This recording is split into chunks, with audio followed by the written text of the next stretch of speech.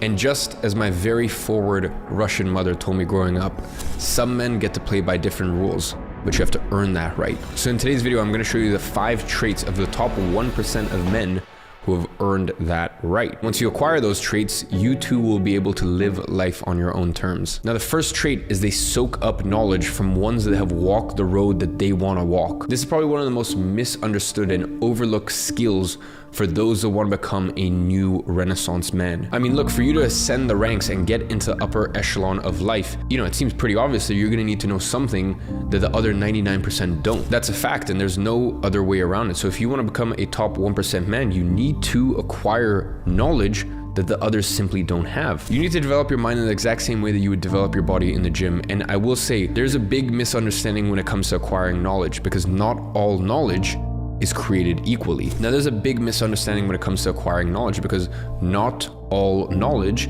will have the same effect on your life. Not all knowledge is created equal. And it's not just any type of knowledge that will take you to the top. In fact, most knowledge out there won't even just keep you stagnant, it will actually hold you back. Because fundamentally, there are 2 different types of knowledge. There's conceptual knowledge and there's empirical knowledge. Conceptual knowledge is the one that you acquire in school or by spending 5 years studying some pointless degree in university. I mean, look, if you study something like economics or finance or entrepreneurship in college, no doubt it will take you a lot of time to acquire that knowledge, and it will also be a very painstaking process. But this information you acquire at colleges is simply conceptual knowledge. And by that, I mean information that has been studied for decades and has conceptual backbone behind it that ties it together through principles that are backed by theories. Here's the problem: 99% of conceptual knowledge is just that. It's theories. It's things that sound nice or maybe worked in the past, but sure as hell do not work right now. And what happens is you go to college and you spend 5 years and you think you're very smart and you think you're learning all this stuff and all these concepts and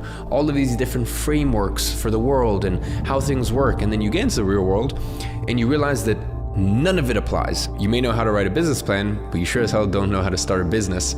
You may know product market fit, but you don't actually know how to create a product that the market actually wants. And that is always what happens when you learn conceptual knowledge, especially if you look at university professors, by people that have never, ever actually done it themselves. So when I say that you need to acquire knowledge that you don't currently possess, I am not talking about conceptual knowledge here, because at the end of the day, you would not be able to apply it in the real life. So you're going to get no further than other people. And at the end of the day, just because you can do something doesn't mean you should. Just because you can get a university degree doesn't mean that you should or it's worth it at all. So what you need is empirical knowledge. Now, what actually fueled the Renaissance? What were the ingredients in that explosive development of that era? Well, it was the deep admiration those great men had for the even greater men that came before them. The Greeks, the Romans, the Arabs, the Byzantines. The Renaissance men